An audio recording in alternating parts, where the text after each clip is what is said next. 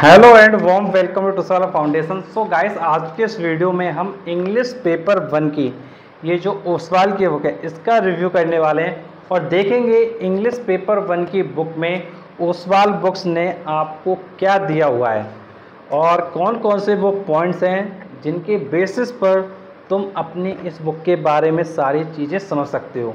तो चलो स्टार्ट करते हैं, सारे पॉइंट को देख लेते हैं।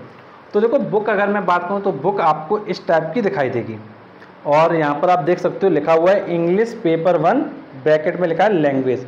मतलब लैंग्वेज के लिए ये बुक तुम्हारे लिए क्या बेस्ट कंटेंट के लिए साबित हो सकती है।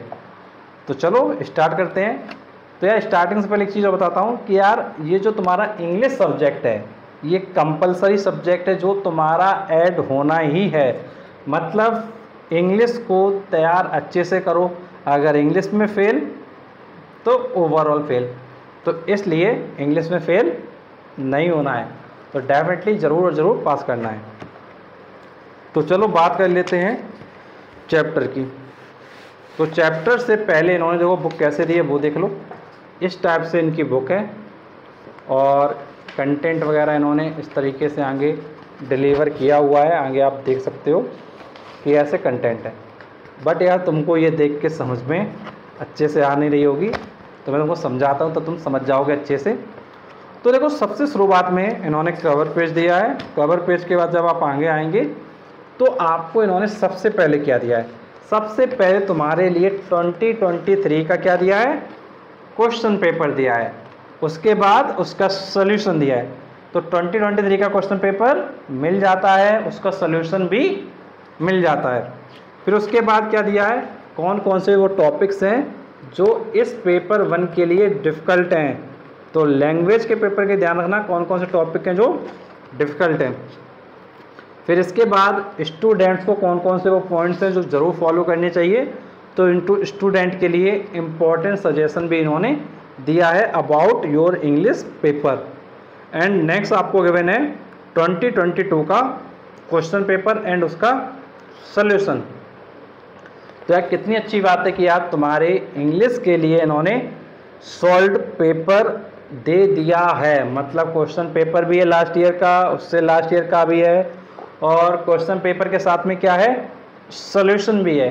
तो तुम्हारे लिए बहुत अच्छा ये बुक साबित होता हुआ लग रहा है। बाकी का आगे देख लेते हैं और क्या है आगे। अगर मैं तुमसे बात करूं तो इन्होंने सबसे पहले सेक्शन ए का जो कंपोजिशन राइटिंग आता है उसको इन्होंने दिया है। कंपोजिशन राइटिंग में जो क्या दिया है, डिस्क्रिप्टिव राइटिंग दिया है, नैरेटिव राइटिंग दिया है, जो तुम्हारा आर्ग्यूमेंट कंपोजिशन होता है वो दिया है, तुम्हारा शॉर्ट स्टोरी दिया है, तुम्हारा पिक्चर कंपोजिशन दिया है। तो यार कंपोजिशन राइटिंग के बारे में इन्होंने बहुत डिटेल में काफ़ी अच्छे समझाया है। अगर मैं सेक्शन बी की बात करूँ जो कि तुम्हारा होता है लेटर राइटिंग, तो लेटर राइटिंग में लेटर कैसे राइट करना है ये इन्होंने तुमको बताया है। और अगर किसी को अगर पता नहीं है लेटर राइटिंग कैसे करते हैं, ईमेल राइटिंग कैसे करते हैं, तो ऑलरेडी वीडियो मैंने तुम्हारे बनाए हुए हैं लेटर राइटिंग के ऊपर। तो इंग्लिश की प्लेलिस्ट में जाकर तुम लेटर राइटिंग के वीडियोज़ भी देख सकते हो। अगर मैं तुमसे बात करूँ notice writing and email writing की, तो इन्होंने notice writing and email writing भी दिया है। एंड सेक्शन डी में इन्होंने अनसीन पैसेज दे दिया है। जैसे तुमको पता होगा कि एक तुमको क्या है, कंप्रीहेंशन मिल जाएगा। अब कंप्रीहेंशन पर बेस्ड तुम्हारे क्या है 5 क्वेश्चंस होंगे। अब उन क्वेश्चंस का तुमको क्या करना होगा, आंसर करना होगा। तो अनसीन पैसेज दिया है। अनसीन का मतलब ही होता है कि ऐसा पैसेज जो तुमने कभी ज़िंदगी में ना देखा हो सकता है या देख भी लिया हो, लेकिन अब मोस्टली बच्चे के सामने वही पैसेज आता है जो उन्होंने कभी देखा नहीं होता है।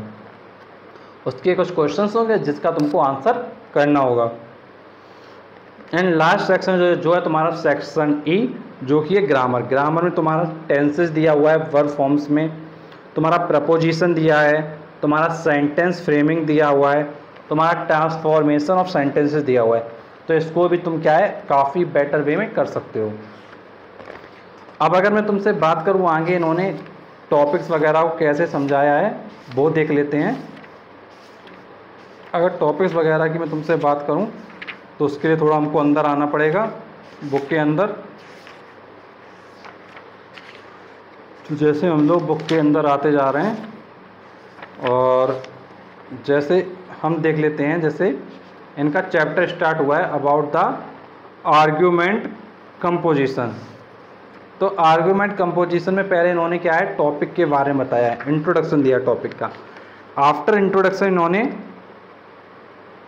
जो तुम्हारा आर्ग्यूमेंट कंपोजिशन उसका एक सैम्पल क्वेश्चन दिया है, मतलब एक तुमको सैम्पल क्वेश्चन करके बताया कि भाई कैसे कैसे तुमको करना है। और जो प्रीवियस ईयर एग्जामिनेशन है उसके भी कुछ क्वेश्चंस का जो सॉल्यूशन वगैरह है वो इन्होंने दिया हुआ है। तो यार अगर मैं तुमसे बात करूं तुम्हारे एग्ज़ाम के पॉइंट ऑफ व्यू से, तो इसमें तुम्हारे लिए जो प्रीवियस ईयर क्वेश्चन है वो भी तुम्हारे दिया है। जैसे 2014 में कौन सा क्वेश्चन आया है, 2013 में कौन सा क्वेश्चन आया है, वो इन्होंने काफ़ी बेटर वे में दे दिया है। मतलब तुमको प्रीवियस ईयर क्वेश्चन के लिए कहीं भी भटकना नहीं पड़ेगा, तुम आसानी से कर पाओगे। तो पिक्चर कंपोजिशन इधर तुम्हारा दे दिया है।